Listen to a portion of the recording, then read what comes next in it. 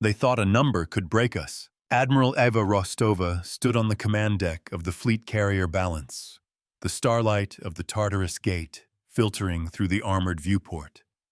Before her, the tactical holotank shimmered, displaying the cold, hard geometry of their predicament.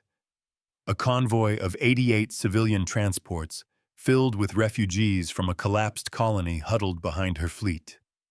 Ahead, the Varish Dominion blockade sat like a predator, a jagged line of warships whose weapon ports glowed with malevolent patience. On the main screen, a Varish numeral burned in crimson, a countdown timer currently reading 3 hours, 47 minutes, and 12 seconds. The ultimatum was simple and obscene. Surrender 1/10 of the convoy, 8 ships, their passengers destined for indentured servitude, and the rest would be granted passage. Refuse and the Varish would destroy them all. Rostova's jaw was a tight line of defiance, her knuckles white where she gripped the command rail. The low resonant hum of the ship's gravitic core vibrated through the deck, plating a constant reminder of the power held in check beneath her feet. Logos refreshed the Varish disposition. She commanded, her voice steady. The air around her shimmered as the fleet's integrated mind Logos manifested its presence not as an avatar, but as a subtle shift in the ambient light. Disposition unchanged.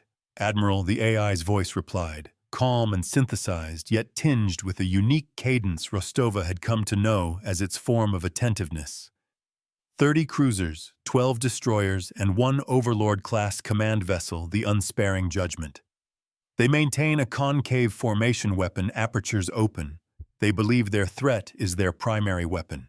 Their cruelty is a function of their math. A young ensign at the communications station looked back, his face pale.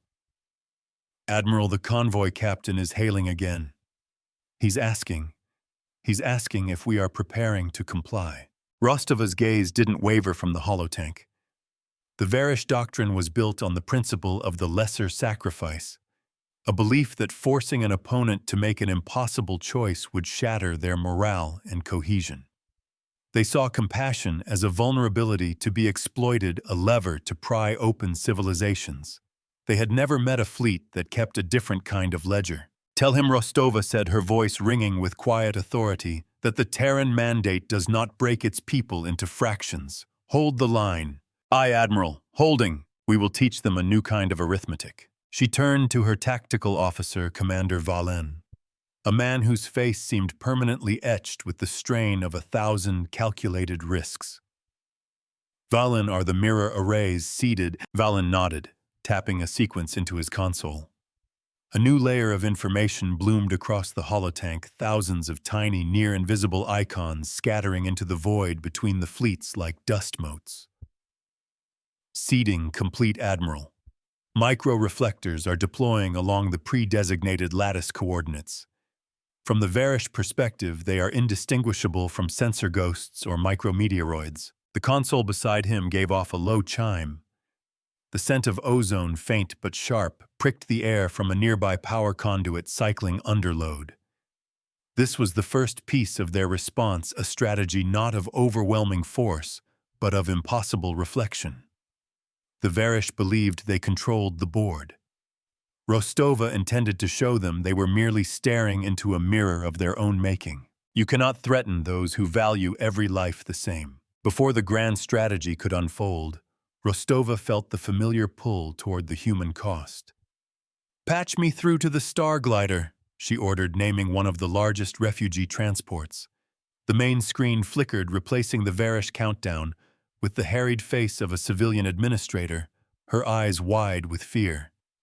Behind her, a makeshift classroom was visible, children, huddled around a teacher who was trying to lead them in a song, their small voices, a fragile counterpoint to the hum of the ship's life support. Admiral Rostova! The woman breathed relief and terror warring in her expression. What is happening? They say you have to choose. Rostova met her gaze, her own expression softening, but losing none of its resolve. My name is Eva Rostova. My fleet will not surrender a single soul. We are getting you through this gate. Just keep those children calm. They will learn the weight of a promise. The woman's eyes filled with tears, but she nodded. A flicker of hope rekindled. The connection closed, and the Varish timer returned a bloody punctuation mark in the silence of the bridge. The seconds ticked away, each one a hammer blow against the shield of their resolve. The air seemed to grow thick with unspoken tension, the crew at their stations a silent tableau of focused energy. Logos spoke again, its tone analytical. "Admiral, my projections indicate a 92% probability that the Varish will open fire at the exact moment the timer reaches 0. Their doctrine is inflexible. A demonstration of force is guaranteed. Their doctrine is a cage of their own design." "Logos," Rostova countered. "We're not going to break the cage. We're going to make them realize they've been living in it all along." The console in front of her blinked with a confirmation light. The mirror lattice was now active, a ghost grid of reflective potential waiting for a signal. "Brace for the reckoning." She tapped her own console, authorizing the next phase. "Commander Valen, begin the overture. I want our energy signatures to fluctuate. Make them think we're struggling to power up our shields and weapons simultaneously. Show them the weakness they expect." Valen's fingers danced across his control surface. "Aye, Admiral. Power levels fluctuating. We're giving them a hesitation profile." On the tactical display, the energy readings from Rostova's fleet began to waver, dipping and surging like a nervous heartbeat. It was a carefully orchestrated piece of theater designed to reinforce the Varish commander's arrogance. Let him think they were afraid. Let him believe his ultimatum was working. Their arrogance is the fulcrum we will use to move their world. "Communications open a fleet-wide channel," Rostova commanded. "Audio only." A green light blinked on her armrest. "To all hands of the Third Fleet and all passengers of the convoy. This is Admiral Rostova. The Varish Dominion has demanded a price we will not pay. They believe in the power of ultimatums. We believe in the strength of unity." Her voice was calm, a steady anchor in the storm of uncertainty. She could feel the collective heartbeat of thousands of souls hanging on her words. The deck plates beneath her boots seemed to hum with a more intense frequency, a resonant affirmation of shared purpose. "They think they can divide us. They are wrong. Stand ready. Hold fast. We are the Terran mandate. We do not leave our own behind. We are the line that does not break." The channel closed. A profound silence settled over the bridge, deeper than before. The crew's focus was absolute. The Varish countdown timer now read 2 hours, 59 minutes. The deception was in motion, the pieces moving into place for a confrontation that would not be decided by firepower alone. This fleet teaches by numbers and remembers by ledgers, never by collars. Rostova's gaze drifted to a small framed photo magnetically clamped to the side of her console. It was a picture of a winding river on a world she hadn't seen in years, a place of irrational, organic beauty. It was a reminder of what they fought for, not just survival, but the right to live in a universe not governed by brutal arithmetic. The faint scent of recycled air mixed with the sharp tang of hot electronics. The Varish fleet remained motionless, a predator confident its prey was trapped. They were watching the wavering energy signatures, no doubt interpreting them as fear. The Varish overlord unsparing judgment sat at the very center of their formation, a monument to their rigid ideology. "A mirror shows you only what you bring to it." "Logos, what is the Varish commander's psychological profile?" Rostova asked quietly. "Grand Marshal Kalin is a doctrinal purist." "Admiral," the AI responded instantly. "His record shows 0 deviation from established Varish military philosophy in over 30 years of service. He has never been defeated because he has never faced an opponent who refused to engage with his logic of acceptable losses. He will perceive our non-compliance not as defiance but as a failure to grasp the obvious," Good Rostova murmured. "He'll be easy to predict." The core of her plan rested on that predictability. Kalen would follow his doctrine to the letter, and that letter was about to be turned against him. She was counting on it. This is how you break an ideology. "Commander, bring the decoy ships online," Rostova ordered. "Slave their drives to the freighter husks we brought. I want them to start moving, slowly. Make it look like a breakout attempt by the most desperate." Valen nodded grimly. "Executing, Admiral. 4 decoy drone ships are activating. They're projecting the energy signatures of heavily laden transports, moving them to the flank just outside the main convoy cluster. The holotank updated, showing 4 bright icons peeling away from the civilian ships. It was a classic gambit, a sacrificial pawn offered to draw the opponent's eye. Kalen would see it as the first crack in the convoy's discipline. The plan had multiple layers, each designed to confirm the Varish commander's biases. First, the wavering power signatures suggesting fear. Now a poorly conceived escape attempt. Kalen would feel his control over the situation, solidifying his ultimatum, squeezing the life out of their resolve. The console next to Rostova hissed softly as a coolant line cycled. "You cannot defeat an enemy you do not understand." On the bridge of the unsparing judgment, Grand Marshal Kalen watched his tactical display with grim satisfaction. The human fleet's energy levels were erratic. A small group of transports was making a clumsy, panicked run for the edge of the blockade. It was all proceeding exactly as the doctrine foretold. The pressure was working. The enemy's cohesion was fracturing. "They are brittle," Kalen stated to his subordinate. "Their belief in the individual is a structural flaw. They feel pain for every splinter, and it paralyzes the whole." He pointed a gauntleted finger at the fleeing decoys. "Target those 4. A single volley. Make it a lesson. Show the others the price of foolish hope." "Aye, Grand Marshal," the weapons officer replied, his voice devoid of emotion. "Targeting solutions locked. Their certainty will be their undoing." Aboard the Balance, Rostova watched the Varish targeting locks snap onto the decoys. Everything was unfolding as Logos had predicted. The tension on her bridge was a palpable thing, a physical presence. The crew held their breath, their faces illuminated by the soft glow of their consoles. "They're taking the bait," Valen said, his voice tight. "Of course they are," Rostova replied. "Kalen is playing his part perfectly." The countdown timer now read 2 hours, 12 minutes.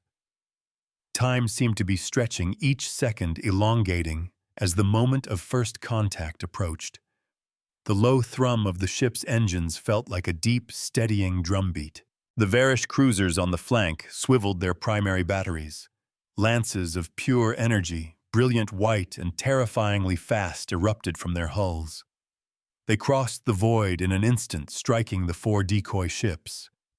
The holotank showed the icons flaring violently before blinking out of existence. There was no debris, no shrapnel. The decoys, little more than drive cores and signature projectors, simply vanished. Now the real lesson begins. The civilian administrator on the Starglider would be seeing that on her ship's external sensors. The families huddled in the cargo bays would have felt the flash of light through the viewports. Rostova's jaw tightened. Even a fake loss felt real. The cost of this maneuver was measured in the terror of the people she was protecting.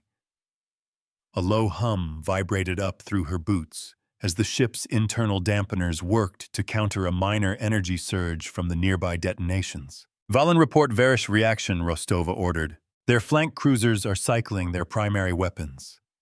Heat bloom is significant. They've expended considerable energy for a minimal tactical gain," Valen reported, a hint of admiration in his tone. "They're already starting to fall into the energy deficit you wanted." "Exactly," Rostova said.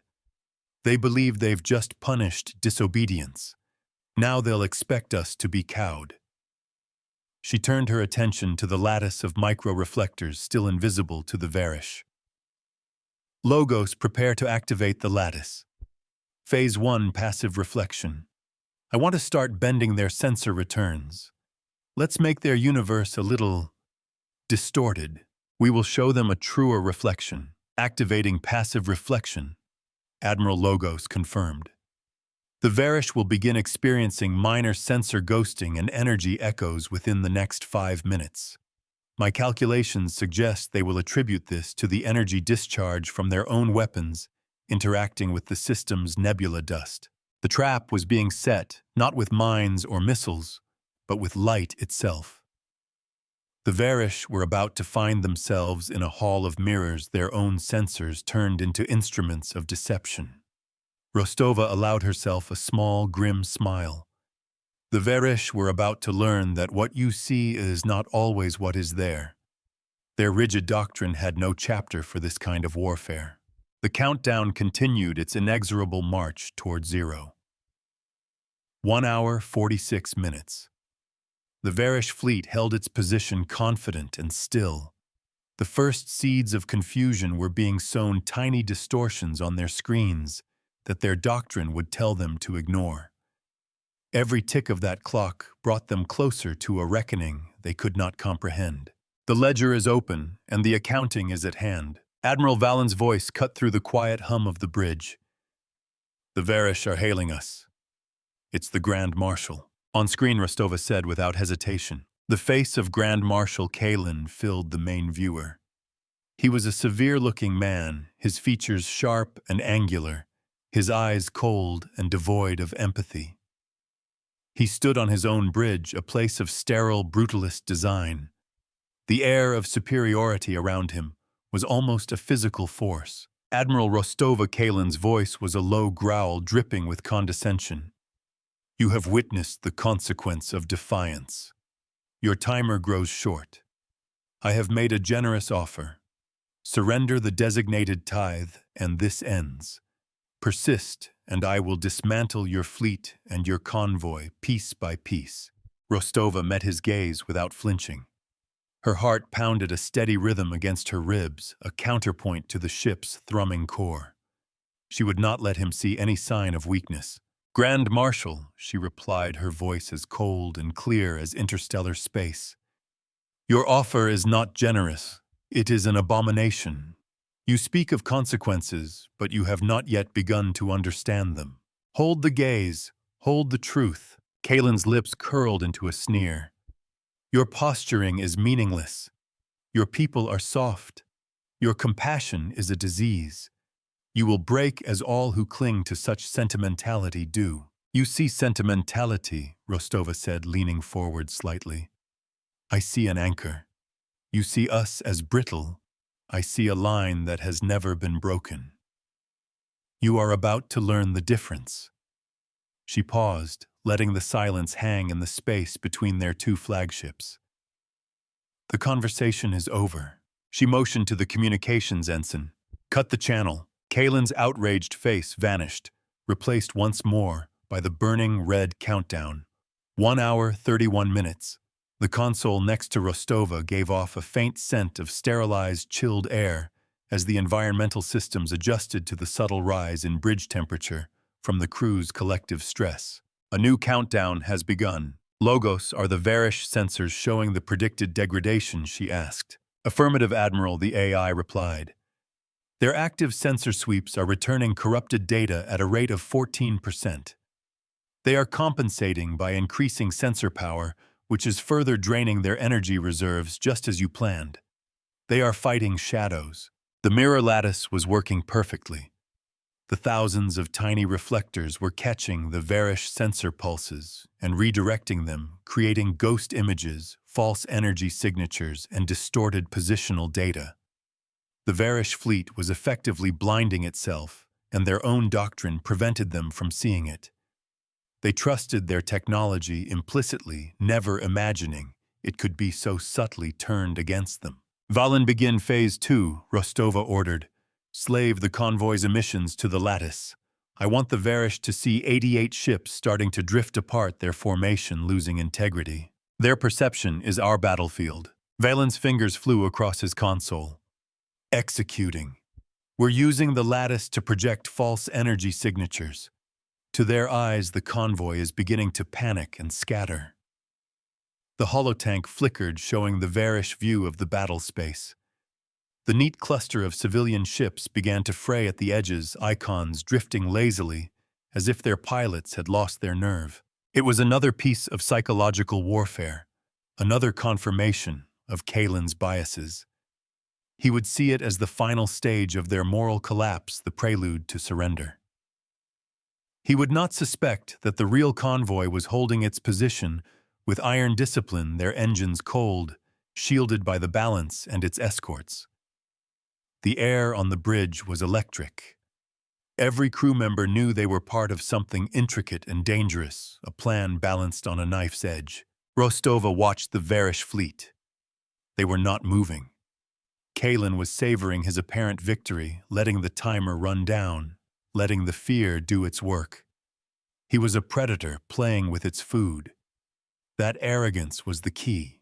They think this is a game of threats. It is a lesson in costs. On a lower deck of the Balance, deep within the medical bay, a young doctor was checking on a crew member who had suffered a minor plasma burn during a drill. The wound was trivial, but the doctor treated it with meticulous care. The patient, a young woman from engineering, was watching the countdown on a small wall monitor.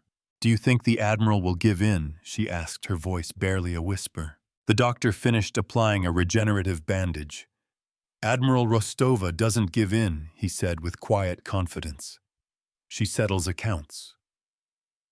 There's a difference.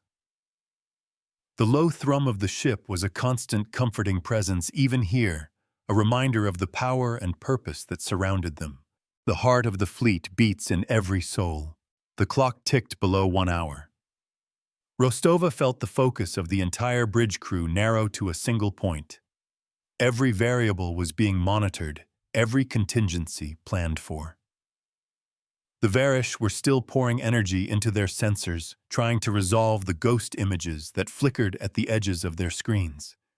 Their heat signatures were rising, a telltale sign of a fleet working its systems harder than it should. "Logos, what is Kalen's most probable course of action when the timer expires?" Rostova asked. "He will target the ship at the geometric center of the convoy, as it represents the symbolic heart of the herd," Logos stated without hesitation. "Doctrine dictates a swift, overwhelming display of force to shatter any remaining morale. He will order a concentrated volley from his 10 leading cruisers." This was the linchpin of the entire plan. Not just to predict the enemy's actions, but to use their own doctrine to choose their target. Rostova had already placed her most valuable asset at that exact location. It was not a ship. "We will turn their sword into a plowshare." Valen confirmed the keystone is in position, and ready, Rostova said, her voice dropping. Valen checked his board. "The keystone is stable, Admiral. All nodes are green. It's sitting dark right in the center of the projected convoy cluster. The Varish have no idea it's there." The keystone was not a weapon. It was a massive mobile array of gravitic lenses and mirror lattice amplifiers disguised as a derelict cargo hauler. When activated, it wouldn't fire a shot. It would take the energy directed at it and reshape it. It was the ultimate expression of the fleet's philosophy to turn an enemy's attack into an instrument of instruction. The countdown timer read 45 minutes. The silence on the bridge was now so profound that the soft hiss of the ventilation system seemed loud. Rostova took a slow, deep breath, the recycled air tasting cool and clean. She rolled her shoulders, easing the tension that had gathered there. "They are aiming at a ghost. They will hit a mirror," Admiral, the communications ensign, reported. "Multiple Varish cruisers are cycling their primary weapons again. They're locking onto the projected center of the convoy." "Just as you said, Logos," Rostova murmured. Kalen was growing impatient. He was preparing his lesson. She could almost feel his arrogant satisfaction across the void. He believed he was in complete control, the master of this confrontation. "All stations," Rostova announced, her voice resonating with calm command. "Stand by for lattice activation phase 3. On my mark." Every officer on the bridge straightened. Every hand hovered over a console. The low vibration of the deck plates seemed to intensify, as if the ship itself was holding its breath. The moment of truth was approaching a convergence of strategy, technology, and ideology. Their doctrine is about to meet ours. 30 minutes remaining. The Varish cruisers were primed, their weapon ports glowing like angry red eyes. They were waiting only for their commander's order for the timer to strike zero. Kalen would want the moment to be precise, theatrical. He was a slave to his own rulebook. Rostova looked at the faces of her crew. She saw stress, yes, but she also saw a fierce, unyielding resolve. They trusted her. They trusted the plan. They trusted in the idea that there was a better way to win a war than simply annihilating the enemy.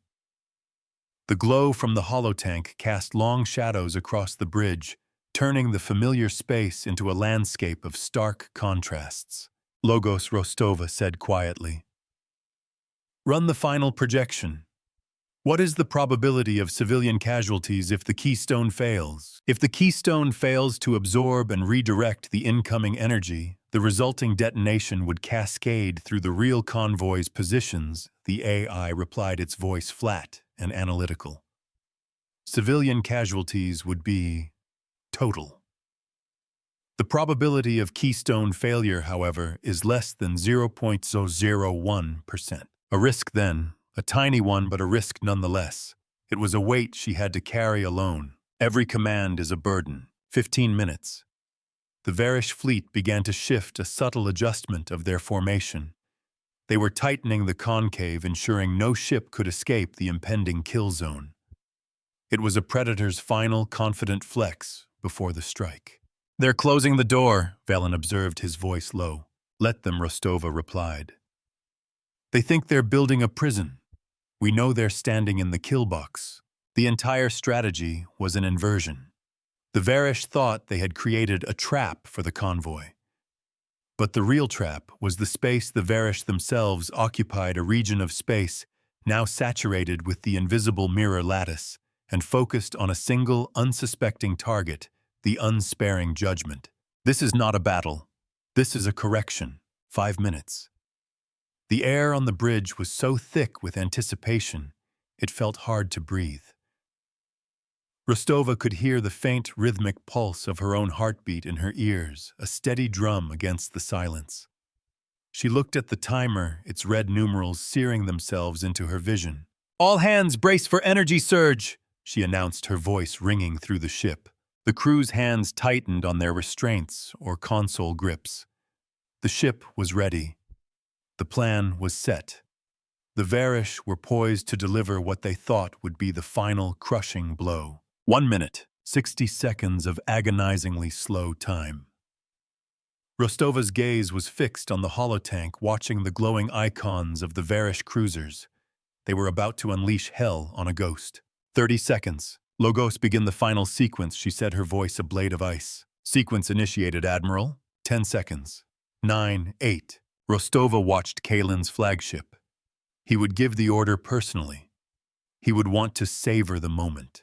7, 6, 5. The Varish weapon ports flared to maximum intensity. 4, 3, 2. "Valen now," Rostova commanded.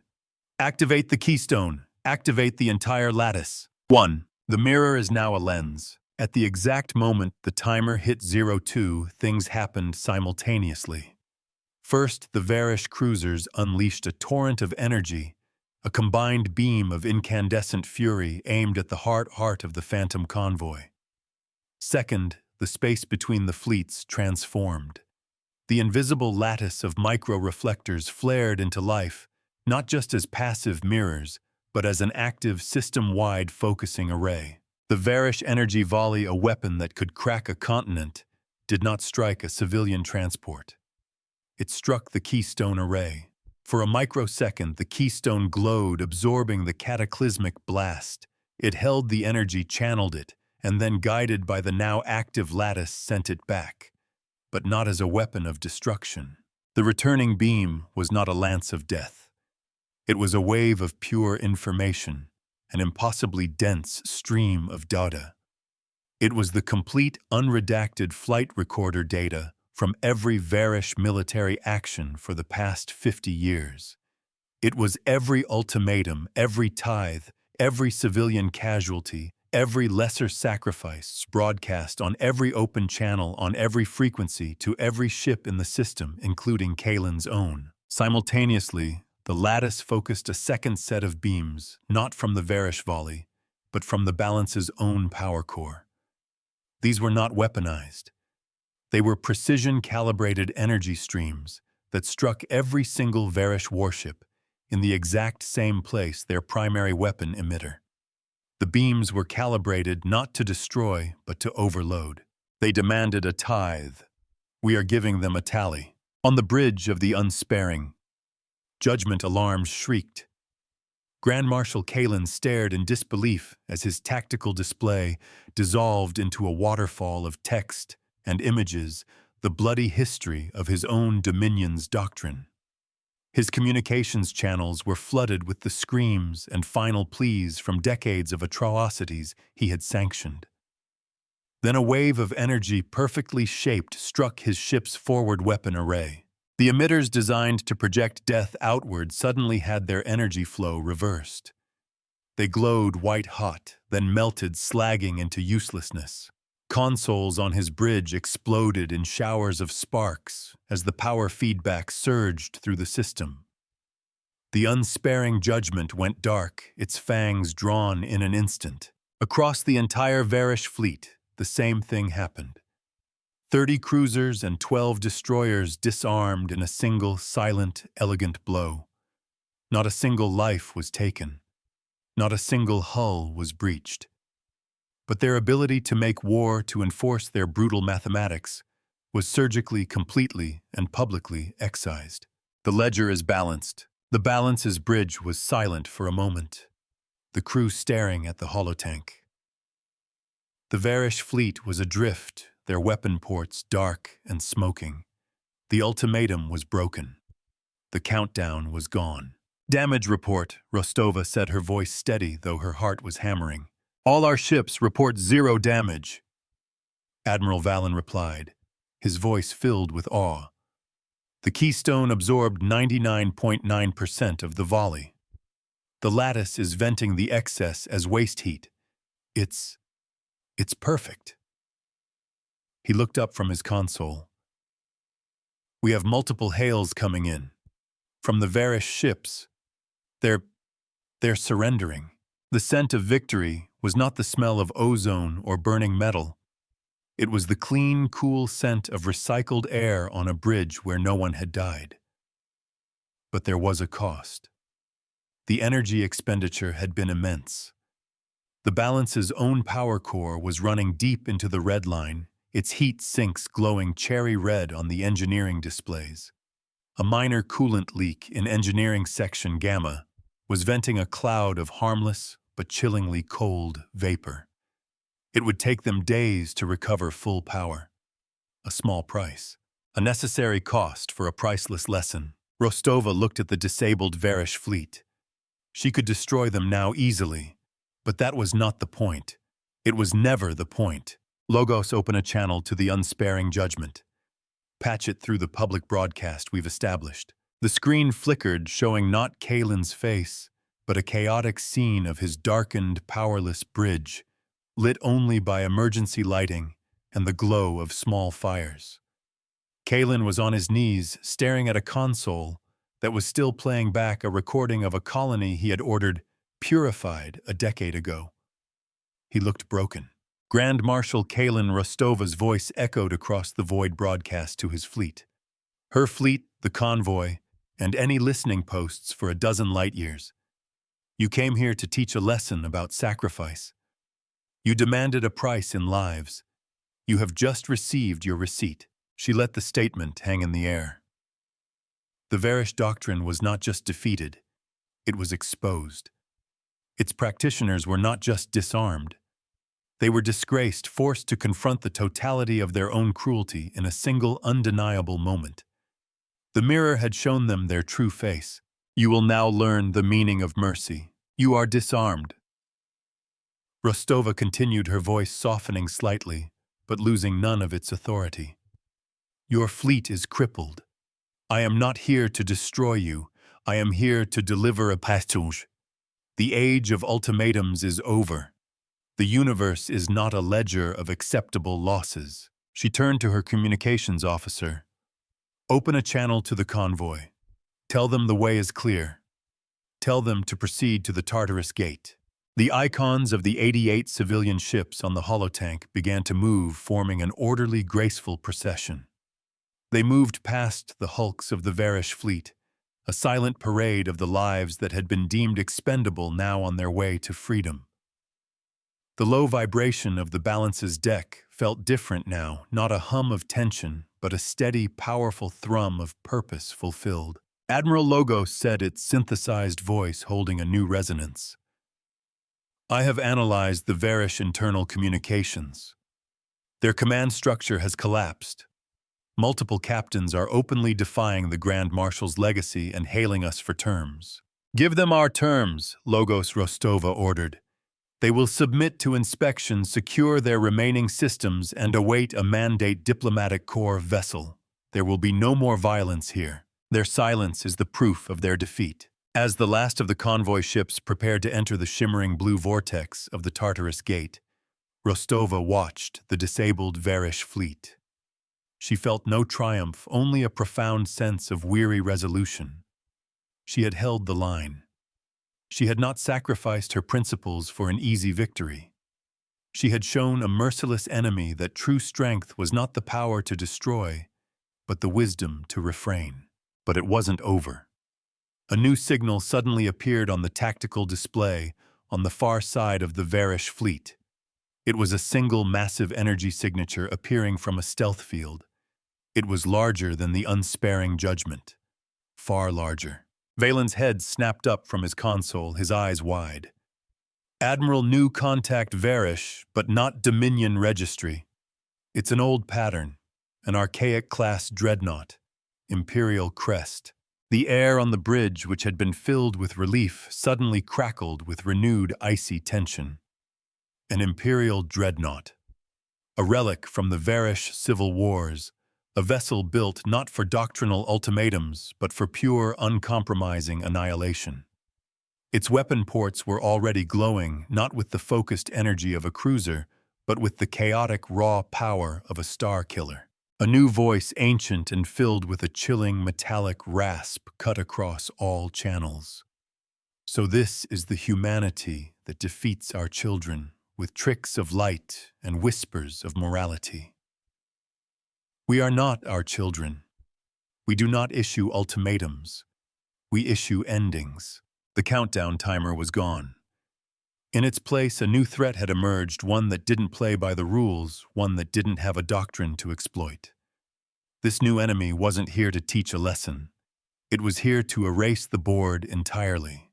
A true enemy does not talk, it acts. Rostova's blood ran cold. The bridge, which moments before had felt like a cathedral of quiet victory, was now a tomb of impending doom. The new enemy's voice, a discordant symphony of static and ancient hatred, faded into a terrifying silence, leaving only the visual of the colossal warship on the main screen. It was a brutalist wedge of pitted dark metal bristling with weapon emplacements that seemed too large to be real. It didn't look like a ship. It looked like a shard of a dead, angry star. Logos identified that vessel. Rostova's voice was sharp, cutting through the stunned silence of her crew. The low thrum of the Balance's overstressed engines felt fragile now, a mere whisper against the scream of the newcomer's power signature. Designation, Harbinger of Ruin. The AI's voice was clipped processing at its absolute limit. Archaic class dreadnought launched during the Varish Imperial Dark Age. Records are fragmented. It was believed lost in the Nova Serpentis campaign over a century ago. Its primary weapon is a graviton lance, a system-scale gravity distortion projector. It does not target ships. It targets space-time. The rules have been erased. Valen's face was ashen. A gravity weapon, that's not a weapon of war. It's an instrument of extinction. It could collapse the Tartarus Gate. It could unmake this entire system. The dreadnought was not moving to engage. It was simply turning a slow, deliberate motion, bringing its bow to bear on the cluster of disabled, Varish Dominion ships. The weapon ports on its dorsal spine began to glow a sickly purple light that seemed to drink the starlight around it. The air on the bridge grew heavy, charged with a static dread. "It's not targeting us," the communications ensign stammered. "It's targeting Kalen's fleet," Rostova understood instantly. This was not a rescue. It was a purge. The ancient zealot in command of that ship saw Kalen's fleet not as defeated Varish, but as a source of ideological contamination. They had been touched by humanity's mercy, and for that they had to be erased. It was the ultimate horrific expression of their culture's fear of weakness. First it will purge the unclean, then it will purge us. "It's going to execute them," Rostova said, her voice a low, dangerous growl. She had just disarmed these people, forced them to confront their own monstrous history. She had offered them a chance to surrender to change. To leave them to be slaughtered now was unthinkable. It violated every principle she stood for. "Logos, what are the odds of our fleet surviving a direct engagement with that dreadnought?" "Zero, Admiral," the AI stated bluntly. "Its shielding is archaic-era phaseplate armor. Our weapons would not register. Its graviton lance, if fired, would create a distortion field we could not escape. Then a direct engagement is not the answer." Rostova declared, her mind racing, searching for a new angle, a new lever. The mirror trick was useless against an enemy who didn't aim, an enemy whose weapon was a blunt instrument of cosmic vandalism. The console in front of her shimmered, the light reflecting in her determined eyes. "You do not fight a storm, you redirect it." She turned to Valen. "Get the convoy through that gate. Now. All of them. Tell them to run on emergency power full burn. The gate is their only chance." "Aye," Admiral Valen said, already relaying the orders. The icons of the civilian ships on the holotank surged forward, a desperate stampede for the shimmering blue maw of the Tartarus Gate. But the dreadnought was not concerned with the convoy. Its target was the cluster of crippled Varish ships. It was a cleansing fire, and it was about to be lit. The purple glow on its hull intensified, causing the sensors on the balance to scream in protest.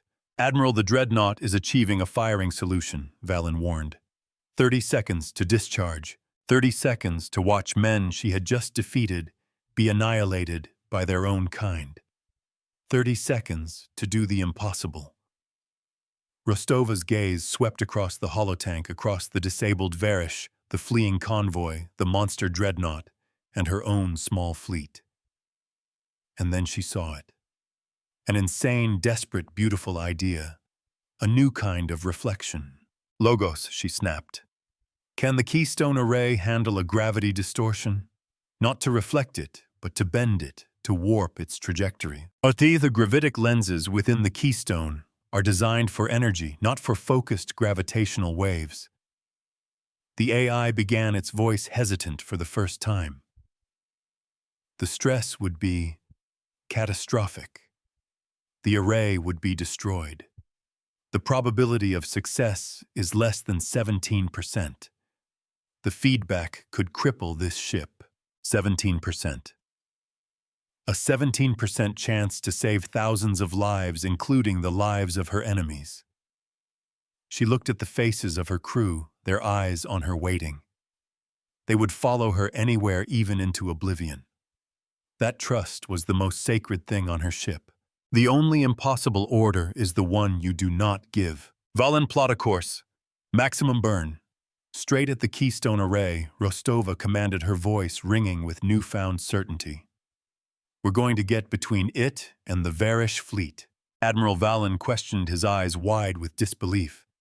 "You mean shield it with our own ship?" "No," Rostova said, a fierce light in her eyes. "We're not going to shield it. We're going to supercharge it." The deck plates beneath her feet vibrated with a rising intensity as the engineering crew, anticipating her need, began to push the ship's already strained core toward its absolute breaking point. "Logos," she roared. "Tie the balance's primary power core directly into the Keystone's emitter grid. I want to use our entire energy reserve to create a counter-distortion, a gravitic shield powered by the array's lenses. We can't reflect the lance, but we can build a wall. We can bend its path. Admiral, doing so will fuse our power core. The AI warned, its voice laced with the electronic equivalent of alarm. We will be dead in the water. The heat backlash will vent through 3 decks. It's a better death than erasure, Logos Rostova shot back. Do it. That's an order. This is the cost of a promise kept.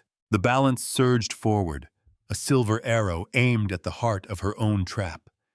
The ship shuddered as its engines fired at a level they were never designed to withstand.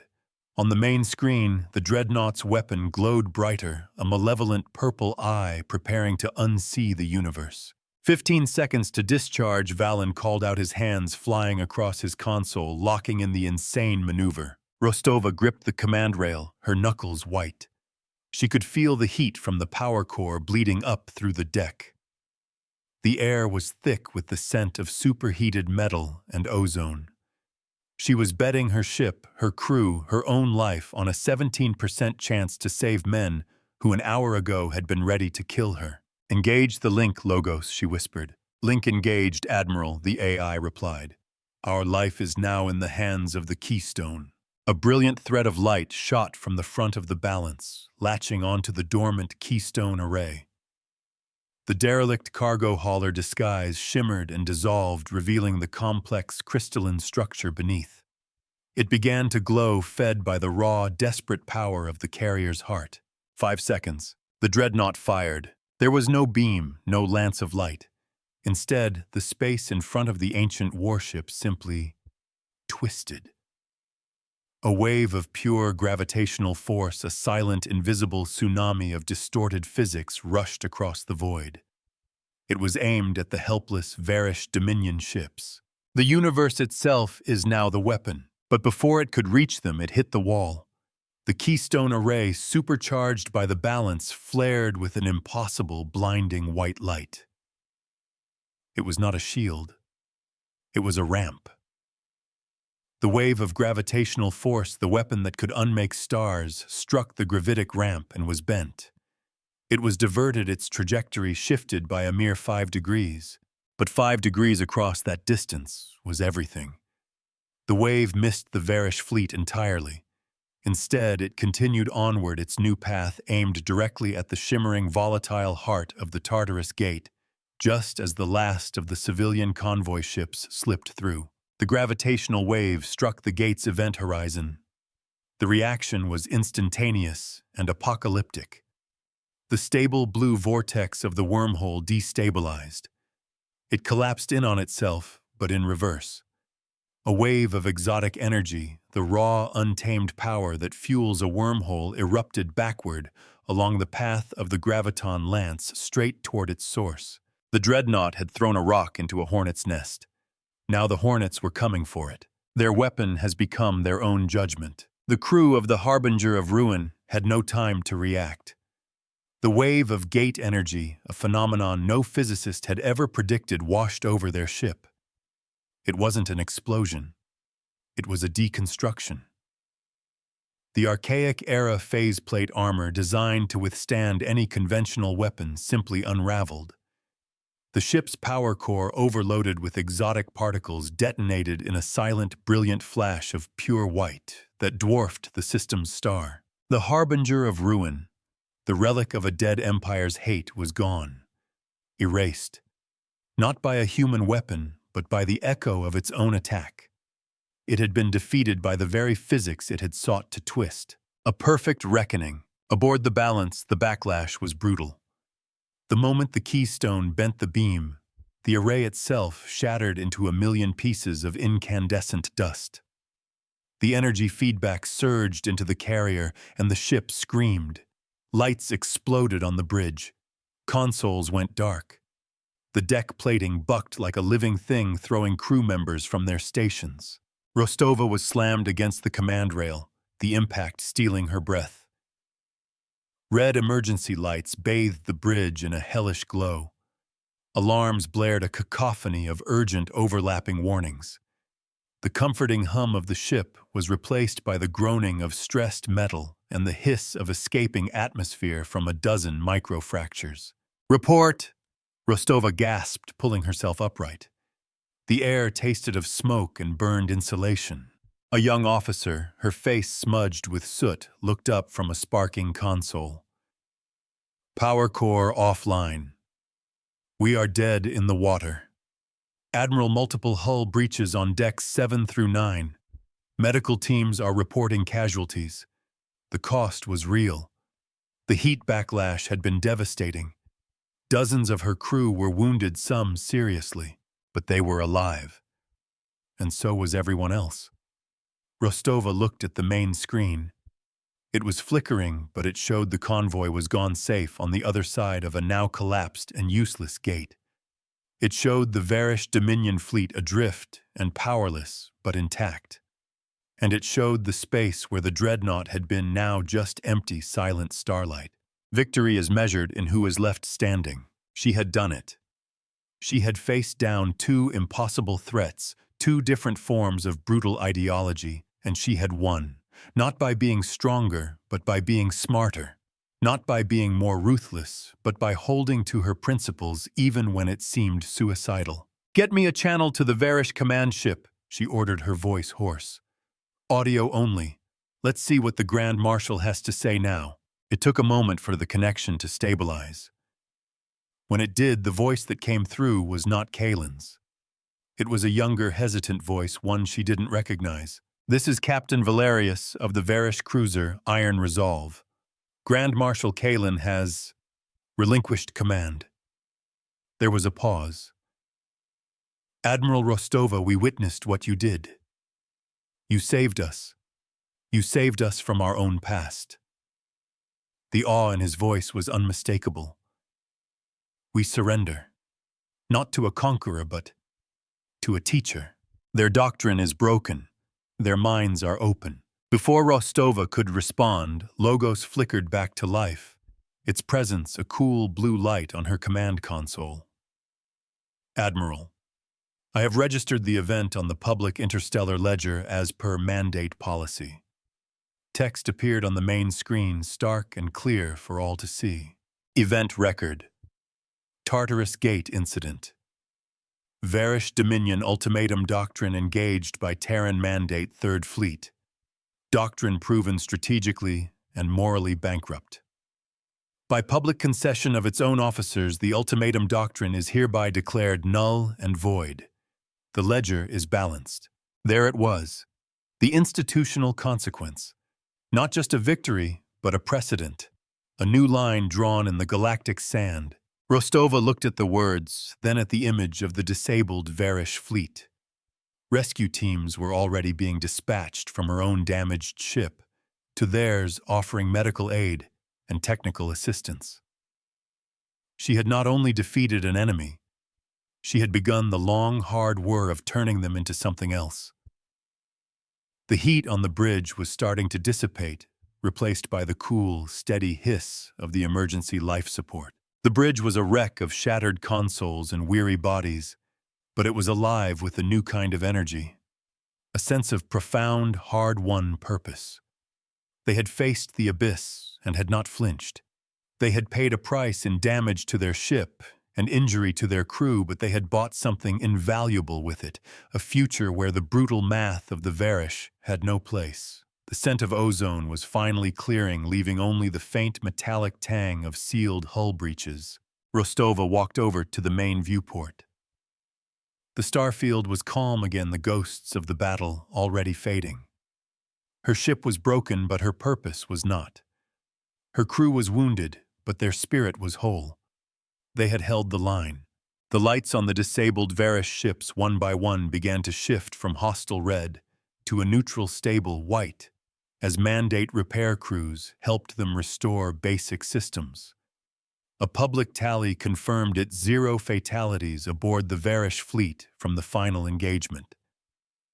The mirror arrays of the shattered keystone, now just a glittering cloud of dust, cooled to the dull pewter of memory. She had faced an enemy who believed compassion was a weakness and showed them it was a weapon.